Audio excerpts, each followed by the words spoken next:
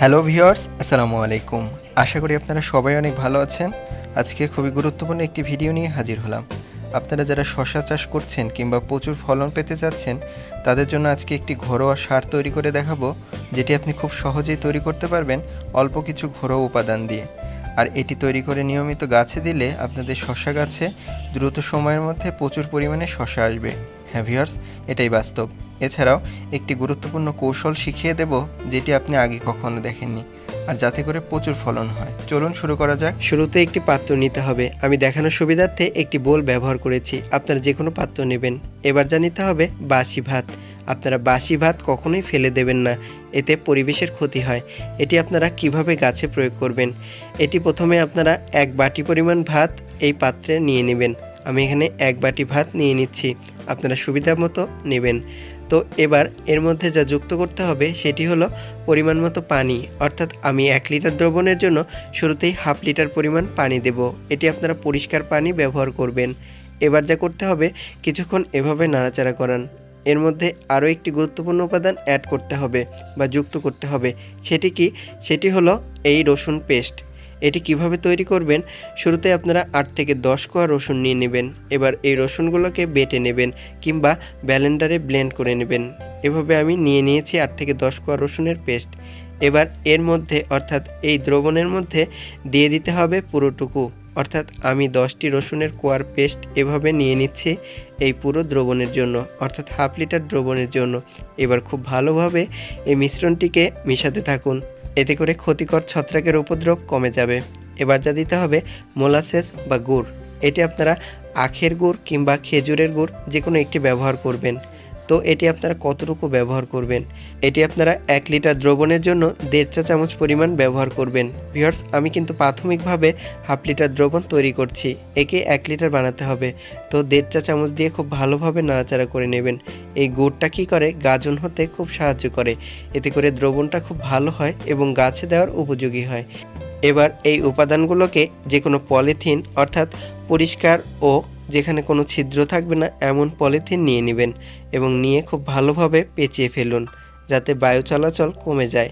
এবার এটিকে আপনারা অবশ্যই 3 থেকে 4 দিন একটি জায়গায় রেখে দেবেন। ভিউয়ার্স, 3 থেকে 4 দিন পর দেখবেন দ্রবণটা অনেকটাই তৈরি হয়ে গেছে। তো ভিউয়ার্স দেখুন, আমি খুব ভালোভাবে দ্রবণটাকে একটু গলিয়ে নিয়েছি। এবার কি করবেন, এটিকে আপনারা অবশ্যই আরেকটি পাত্রে স্থানান্তর করবেন। আমি একটি মগের মধ্যে এই পুরো উপাদানগুলোকে স্থানান্তর করে নিচ্ছি। তো এবার কি করতে হবে, এবার আপনারা অবশ্যই সেখানে 1/2 লিটার পরিমাণ পানি দিয়ে 1 লিটার পূর্ণ করুন। এবার দিতে হবে একটি ছত্রাকনাশক। আমি এখানে থিওভিট প্রেফার করব, কেননা এটি ভিটামিনেরও কাজ করে। এটি আপনারা 1 লিটার পানির জন্য 1 চা চামচ ব্যবহার করবেন। দিয়ে খুব ভালোভাবে দ্রবণটি তৈরি করুন। এখানে ছত্রাকনাশক না দিলে কিন্তু গাছে ছত্রাকের উপদ্রবের সম্ভাবনা থেকে যায়। তো এবার ওই দ্রবণটা এভাবে গাছের চারপাশে দিয়ে দেবেন। ভিউয়ার্স, এটি 2 থেকে 3 দিন পর পর নিয়মিত গাছে দিন, দেখবেন 20 থেকে 25 দিনের মধ্যে কিন্তু গাছে ফুল আসবে। এছাড়া অনেকে বলেন কিভাবে শশার চারা হবে, চলুন দেখি। শুরুতেই শশার বীজ থেকে চারা তৈরির জন্য একটি পাত্রে পানি নিয়ে নিন। এবার কিছু হাইব্রিড শশার বীজ সংগ্রহ করে পানিতে ছেড়ে দিন। এবার কিছুক্ষণ নাড়াচাড়া করে 10 ঘন্টার জন্য রেখে দিন। 10 ঘন্টা পর ভিউয়ার্স 10 ঘন্টা পর একটি ছাঁকনি দিয়ে ছেঁকে নিন। এবার একটি পাতলা টিস্যু পেপার নিয়ে এটাকে বিছিয়ে এর উপর সেই বীজগুলোকে রেখে খুব সুন্দরভাবে ভাঁজ করে ঢাকনিযুক্ত একটি পাত্রে রেখে দিন। এবার এর উপর কিছুক্ষণ পানি স্প্রে করে নিন। পানি স্প্রে করা হলে এর মুখটি খুব সুন্দরভাবে আটকিয়ে রাখুন 2 থেকে 3 দিনের জন্য। 2 থেকে 3 দিন পর দেখবেন ভিউয়ার্স বীজগুলো অনেকটাই অঙ্কুরিত হয়ে গেছে। আপনারা দেখতে পাচ্ছেন হয়তো। হ্যাঁ ভিউয়ার্স, বীজগুলো কিন্তু অলরেডি অঙ্কুরিত হয়েছে। এবার কিছু 1 টাইম গ্লাস নিয়ে নিচের অংশে এভাবে ছিদ্র করে নিন। এবার এতে 2 ভাগ বালু এবং 1 ভাগ মাটি দিয়ে খুব সুন্দরভাবে পূর্ণ করে ফেলুন। এবার সেই অঙ্কুরিত বীজগুলো যেদিকে শিকড় রয়েছে সেদিকে নিচের দিকে দিয়ে এভাবে বপন করে দিতে পারেন। এবার পরিমিত পানি উপরে ছিটিয়ে দিয়ে এটাকে অবশ্যই একটি ট্রেতে রেখে খোলা জায়গায় রেখে দিন কিছুদিনের জন্য। ভিউয়ার্স, 3 থেকে 4 দিন পর দেখবেন চারাগুলো কতটা বৃদ্ধিপ্রাপ্ত হচ্ছে। হ্যাঁ ভিউয়ার্স, বেশ ভালো বাড়বে। এবার আরও 3 দিন পর দেখুন চারাগুলো কিন্তু লাগানোর জন্য তৈরি। কিভাবে রোপণ করবেন, আপনারা চাইলে ছাদে, টবে কিংবা মাদায় মাটি প্রস্তুত করে এই চারাগুলোকে খুব সহজেই রোপণ করে দিতে পারেন এবং মাটি যেন ঝুরঝুরা হয়। এটাকে রোপণ করে পানি দিন। লাগানোর 20 দিন পর ভিউয়ার্স 20 দিন পর দেখবেন একটি সার দিতে হবে। কোন সারটি দিলে দ্রুত ফলন হয় চলুন জেনে নেওয়া যাক। শুরুতে একটি পাত্র নিয়ে নেবেন। আমি এখানে একটি গ্লাস নিয়ে নিয়েছি। এবার এতে নিতে হবে 200 মিলি পরিমাণ পরিষ্কার পানি। হ্যাঁ ভিউয়ার্স 200 মিলি পানি নিয়ে নেবেন। এবার নিতে হবে পেঁয়াজের খোসা। এটি খুবই মূল্যবান একটি সার যা আপনি খুব সহজেই পেয়ে যাবেন আপনাদের বাড়ির কিচেনে, যেটি এই সার তৈরির জন্য গুরুত্বপূর্ণ। তো এখানে আমরা কিছু পরিমাণ পেঁয়াজের খোসা নিয়েছি, আপনারা যে কোনো পরিমাণ নিয়ে নিতে পারেন। এবার পানির মধ্যে ভিজিয়ে দিতে হবে, অর্থাৎ 200 মিলি পানিতে ঠিক এভাবে পেঁয়াজের খোসাগুলোকে চেপে চেপে ভিজিয়ে দিন।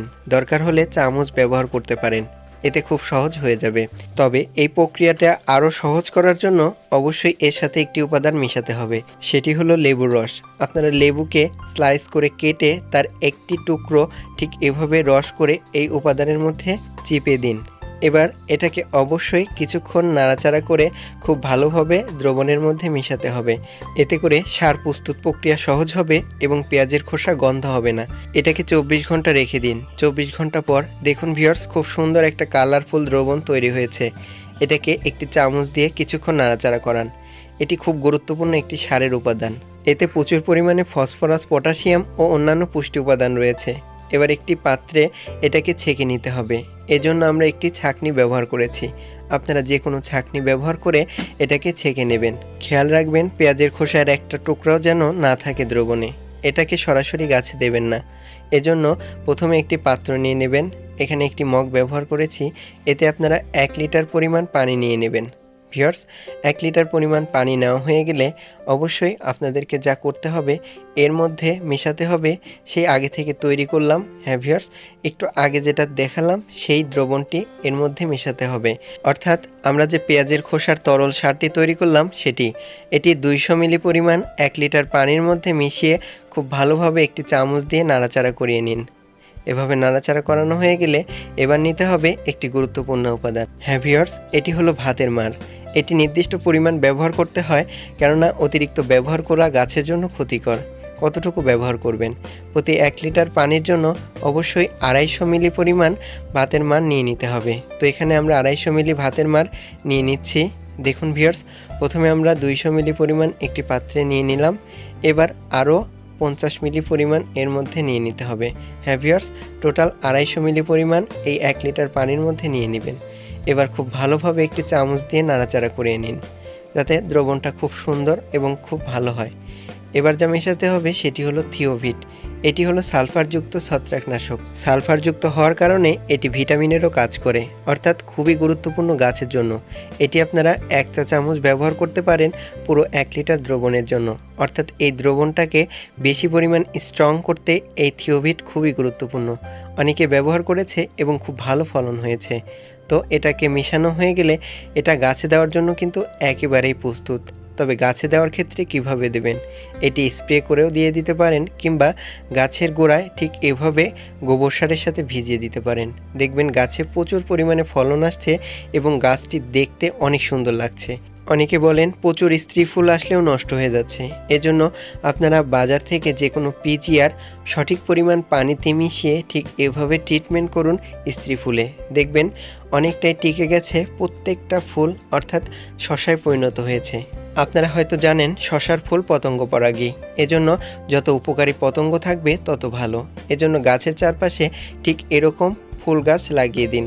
এতে করে পতঙ্গের উৎপাত ভালো হবে, ফলে খুব ভালো শসা ফলবে, অর্থাৎ একটা ফুলও নষ্ট হবে না। এতে করে আপনারা খুব বেশি পরিমাণ শসার ফলন পাবেন।